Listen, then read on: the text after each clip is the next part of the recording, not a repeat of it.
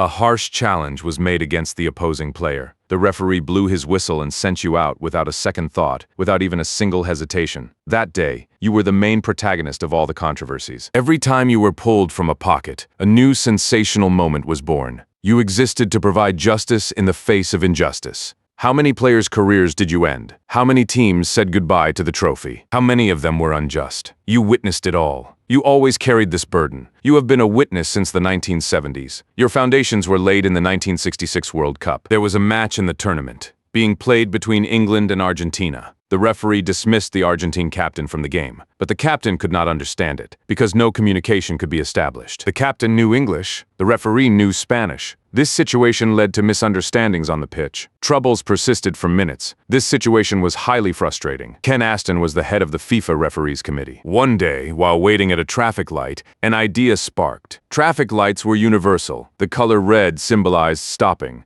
The color yellow symbolized caution. At that moment, an idea came to his mind. He adapted traffic lights to football. The color yellow would mean a warning. The color red would mean go outside. This situation would end all controversies. It would not get stuck on any language barrier. It would be universal. Ken Aston returned home. He drew the design and presented it to FIFA. You were born in the 1970 World Cup, a small plastic card. Since that day, referees have carried you with them. Every time you emerged, a match changed, a history changed, a nation's destiny changed. You could never forget your first moment. You were at the tournament in Mexico. You were used against the Soviet Union player Evgeny Lovchev. This situation became a beginning. The first moment passed. You did not pass. In a group match, you became a great lesson for one man. It was the Argentina-Brazil match. Both teams were among the favorites. World-famous names took part in both teams. A small, fast, and uncontrolled man. His name is Diego. Everyone knows this name.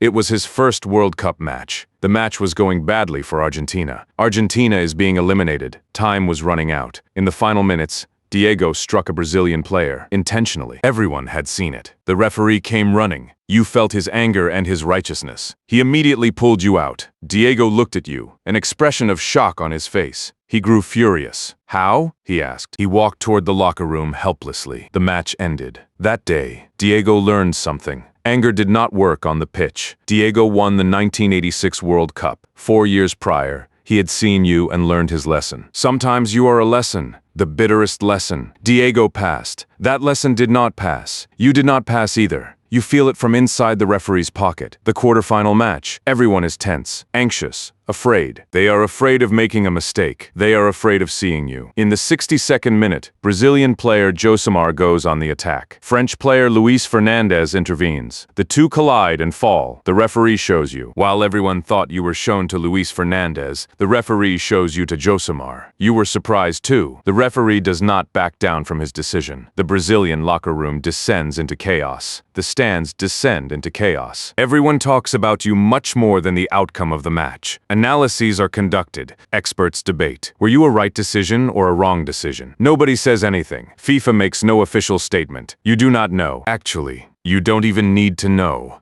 You exist solely for this. Even if you speak the truth, nobody hears it. The controversies continue to drag on.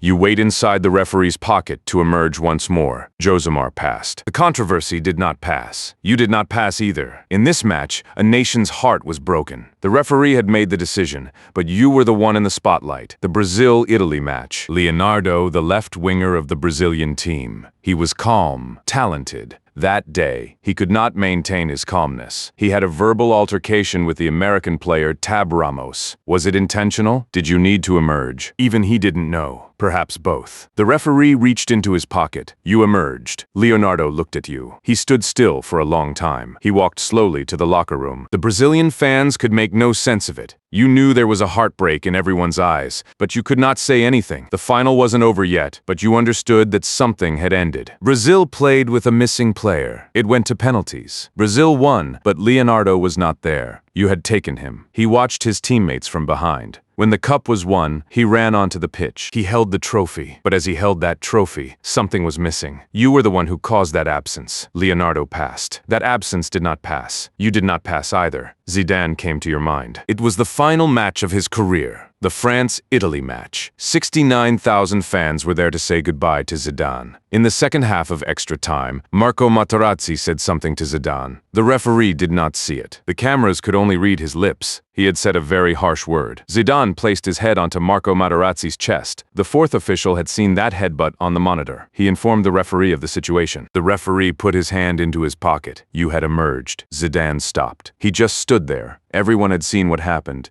but nobody could make sense of it. Zidane walked silently to the locker room. The controversies lasted for days. Everyone had forgotten about you. Everyone asked why. You saw anger in Zidane's eyes. Was there regret? There was none. Was there fatigue? There was none. That night, France lost in the penalty shootout. If Zidane were there, perhaps things would change. Perhaps they wouldn't. We don't know. You don't know. The only thing we know is that on the final night of his career, this shouldn't have happened. You carried that burden. You lived that moment always. Zidane passed. That night did not pass. You did not pass either. You are in the 2010 World Cup. The referee pulled you from his pocket and showed you to Suarez. You saw no regret in Suarez. On the contrary, he was rejoicing. The match was about to end. Ghana was about to score a goal. Suarez intentionally extended his hand. He had prevented it from becoming a goal. The referee had pulled you from his pocket for this reason. Suarez was walking to the bench with a laugh. He went as if to say, I saved it. I prevented the goal. The penalty was taken. The ball hit the crossbar. Suarez's intervention had worked. They won. Ghana had lost. Had you emerged for a right decision? You don't know. Suarez was declared a hero in his country. His sacrifice had caused him to see a red card. Some red cards did not turn out to be a punishment. Suarez passed. You did not pass. The referee had pulled you from his pocket for the young man. He was highly astonished. He walked to the locker room with sorrow. He was merely 22 years old. He had worked very hard for the World Cup. His story started in a small town. He had come all the way here with the financial support of his family. There was no way out other than football. You had taken it out of his hands. His first minutes were tense. He was bursting with excitement. He was doing his best to prove himself. He engaged in a challenge with an opposing player. It had been a normal but harsh challenge. The referee directly showed you to him. He froze. He looked at you with eyes that questioned, me? He was thinking in the locker room about the days money was saved for the ticket, the nights he went to sleep hungry. He couldn't say anything to anyone. He left the match after playing for 22 minutes. He cried. Nobody saw him. His team won the match that day. The man could not join the celebrations. According to the rules, he had to remain in the locker room. After the celebrations ended, they consoled him. He played once more in the next match. Indeed, he had played well. He never forgot that night. He always remembered that red card, meaning you. You carried that night always. You remember that young man whose name you do not know? The young man has not passed yet. You did not pass either. Every match, you were in the referee's pocket. In every decision made, there was a possibility of you emerging. Referees had to think constantly. They had to see the pitch. They shouldn't show the slightest error. Sometimes, you wanted to emerge in the decisions made. You grew impatient to see the player's face. You were right. The referee and you were right. And sometimes, you resisted not to emerge. You looked at the player's face with shame. You were wrong. The referee was wrong too. You were talked about for days, for weeks. You became headlines. Your duty was to implement the right decision. The referee's decisions bound you. You were at the exact center of those decisions. The referees passed. You did not pass. You grew tired of the controversies. The decisions of the referees had worn you out. Now, technology was starting to be used actively in football. Yet, you never changed. You are still the color red. You are still in the pockets of the referees. Before you are used, you now receive help from the VAR system,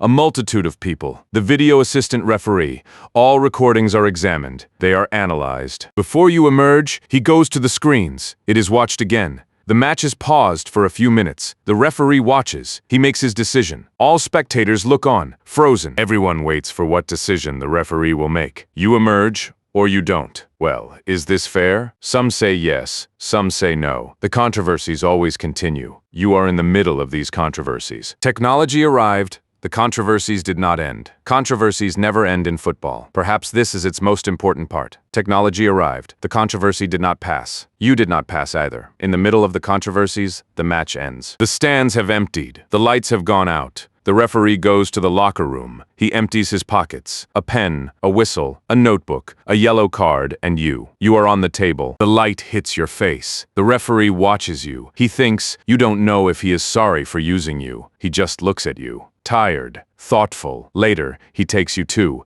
He puts you in his bag. He saves you for the next match. When you go outside, the goals are talked about. The players are talked about. The excitement of the fans is talked about. There is nobody talking about you. A day passed in silence. Perhaps it is good that it is silent. There is another match in the future. Another stadium. Another group of players. The exact same moment will come again. The referee will reach into his pocket. He will look for you. Red, bright. You will be at the center of the controversies. It has been this way since the 1970s. An idea born from a traffic light, and you continue.